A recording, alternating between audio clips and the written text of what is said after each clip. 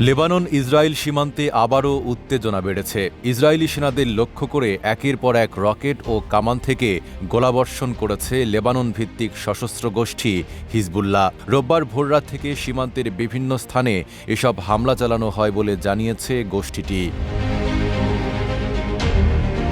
হিজবুল্লাহর দাবি, তারা ইসরায়েলের কফার ইউভাল বসতির উত্তরে অবস্থিত কাফ হিল এলাকায় মোতায়েন ইসরায়েলি সেনাদের লক্ষ্য করে এক ঝাঁক রকেট নিক্ষেপ করেছে। এর কিছুক্ষণ পর লেবাননের সীমান্ত ঘেঁষা শহর মেইস আল জাবালের বিপরীতে অবস্থিত জিবিয়া পয়েন্টে অবস্থানরত ইসরায়েলি বাহিনীর ওপর কামান থেকে ব্যাপক গোলাবর্ষণ করা হয়।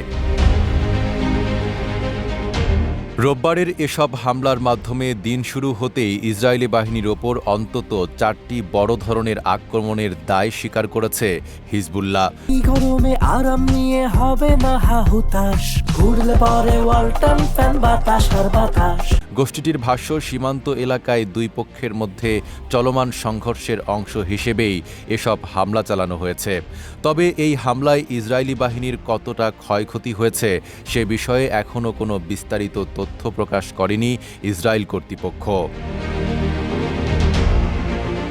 বিশ্লেষকদের মতে, সীমান্তে অব্যাহত এই সংঘর্ষ পুরো অঞ্চল জুড়ে নতুন করে বড় ধরনের যুদ্ধের আশঙ্কা বাড়িয়ে দিচ্ছে।